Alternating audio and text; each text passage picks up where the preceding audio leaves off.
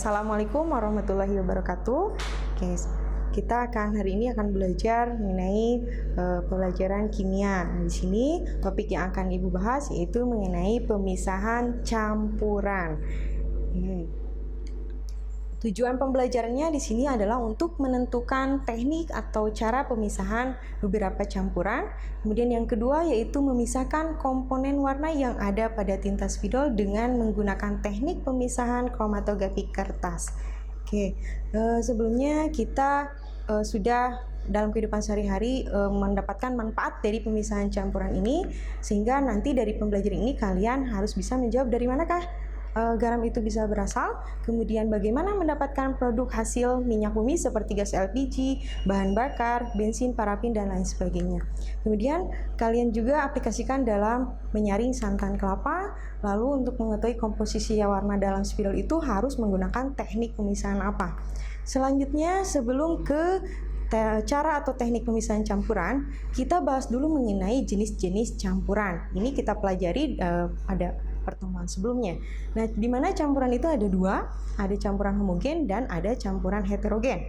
Campuran homogen itu adalah apa? Campuran yang tidak bisa kita bedakan komponen penyusunnya. Jadi di sini disebutnya campuran serba sama. Contohnya, Ibu punya larutan garam, larutan gula, kemudian ada hand sanitizer yang kita gunakan nih sekarang, kemudian udara juga, ini juga merupakan contoh dari campuran homogen. Selanjutnya ada campuran heterogen. Ini berbeda dengan campuran homogen, di mana campuran di sini tidak bisa kita bedakan komponennya dengan komponen lainnya. Kemudian contohnya ada minyak dengan air, kemudian ada tanah dengan kamper, lalu paku dengan pasir dan lain sebagainya. Selanjutnya kita ke topik utamanya yaitu teknik pemisahan campuran. Nah, di sini ada berbagai macam teknik pemisahan campuran, ada 10 macam di sini. Kita bahas dulu yang pertama itu tentang filtrasi atau penyeringan.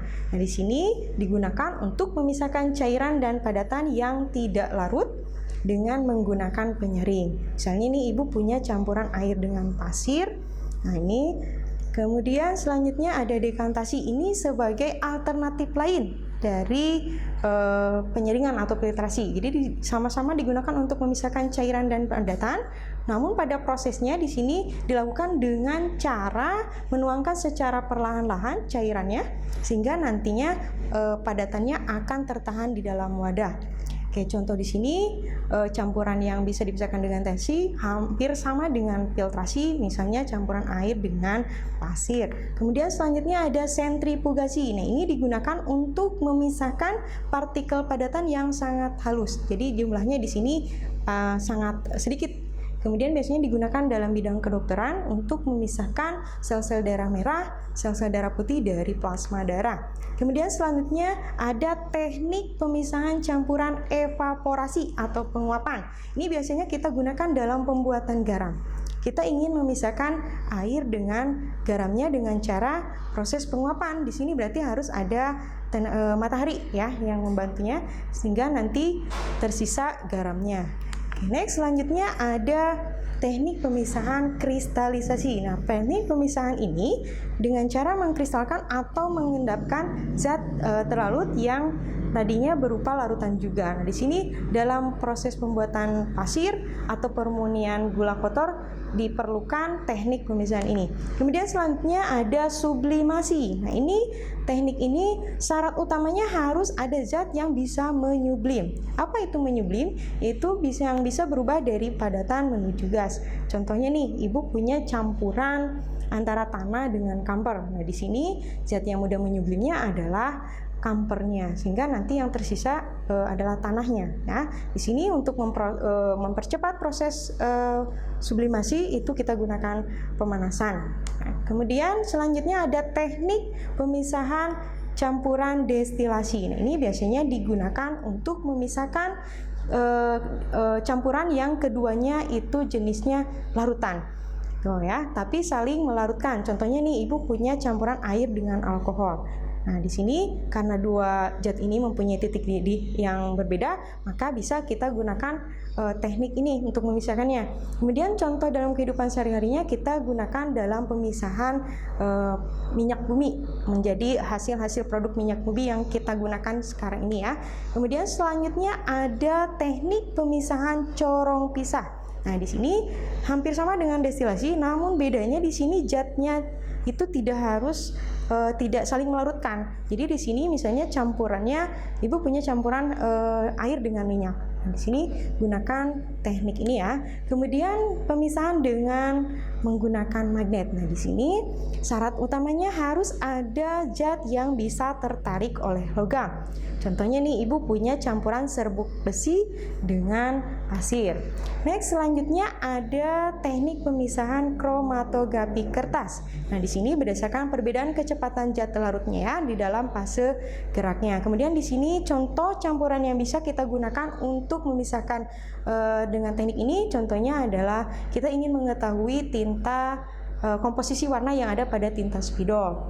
Nah, nanti akan kita praktekkan nih nanti ya. Kemudian selanjutnya kita masuk ke tujuan pembelajaran yang kedua, yaitu kita akan melakukan praktikum pemisahan campuran. Nah, di sini tujuan percobaannya kita ingin memisahkan komponen warna yang ada pada setiap spidol ini. Di sini sampel yang Ibu gunakan ada 4 spidol, ada warna orange, ada warna merah, ada warna hijau, ada warna coklat. Nah, oke, pertama kita harus mempersiapkan dulu alat dan bahannya. Di sini alat bahan yang kita gunakan ada pensil, ada penggaris, lalu ada gelas atau ini Ibu gunakannya wadah ya. Kemudian di sini bahan yang Ibu gunakannya ada kertas saring. Ini udah Ibu potong ukurannya kira-kira 8 cm x 5 cm. Kemudian di sini sampel yang akan kita pisahkan tentunya tadi sampelnya adalah spidol warna ini ya, ada 4 warna spidol. Oke, selanjutnya kita ke cara kerjanya. Yang pertama kita harus mempersiapkan dulu alat dan bahannya. Kebetulan semuanya sudah tersedia di sini ya. Kemudian langkah yang selanjutnya yang kedua yaitu kita ambil kertas saringnya, lalu kita buat garis dengan menggunakan pensil ya.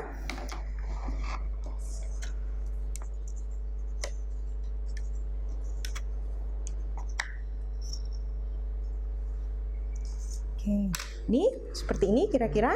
Jadi garisnya kira-kira 1 cm dari bawah ya, dari sini sampai sini, ini garisnya. Lalu langkah yang ketiga, kita totolkan tinta spidol ini ya, tepat pada garis yang sudah kita buat. Karena di sini Ibu menggunakan 4 spidol, maka kita nanti membuat 4 titik spidol. Pastikan nanti posisinya atau jaraknya itu disamakan ya.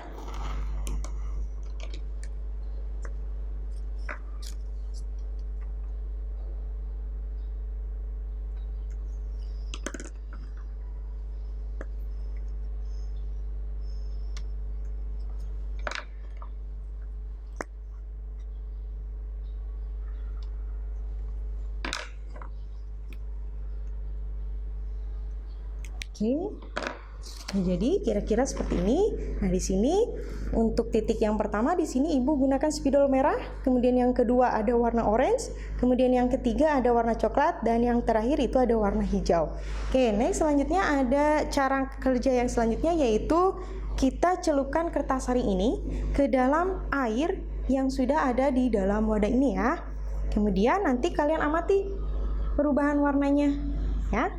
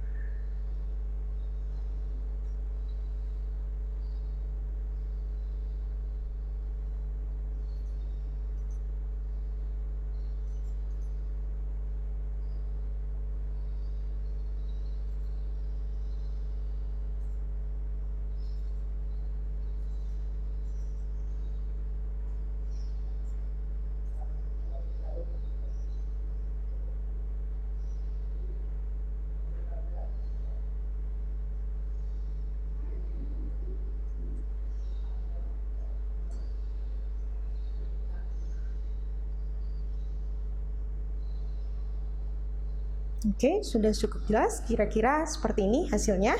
Nah, di sini kalian bisa amati di dalam spidol warna merah terdapat warna pink, warna oranye, dan warna kuning. Jadi bacanya kita dari bawah ya. Kemudian untuk spidol warna orange, di sini ada warna orange dan ada warna kuning. Kemudian untuk spidol warna coklat, di bawahnya itu ada warna ungu, ada warna orange, dan ada warna kuning. Selanjutnya di dalam spidol warna hijau, ada warna hijau dan ada warna birunya. Oke, setelah mengamati hasil percobaan ini, lalu kalian simpan di dalam tabel hasil praktikum kromatografi ya. Oke, selanjutnya kita buat kesimpulan dari praktikum kromatografi kertas ini. Oke, tujuan percobaannya tadi kita ingin memisahkan komponen tinta warna yang ada pada spidol ini ya. Nah, sekarang hasilnya sudah terpisah. Kemudian di sini contoh sampelnya yang digunakan adalah spidol. Kemudian fase geraknya yang digunakan adalah air. Kenapa air? Karena tadi ya, karena spidol ini larut dalam air. Nah, jadi air ini fungsinya untuk membawa tinta spidol ini untuk naik ke atas. Nah, di sini fase diamnya adalah kertas. Kemudian berikut adalah hasil percobaan praktikum kromatografi kertas disajikan dalam tabel ya sebelah sini ya. Oke, kalian bisa lihat, kalian amati. Kemudian oke, baik anak-anak, itulah materi kita hari ini tentang pemisahan campuran. Untuk praktikum teknik pemisahan yang lainnya kita bisa praktekkan di kemudian hari ya. Oke, semoga bermanfaat. Wassalamualaikum warahmatullahi wabarakatuh.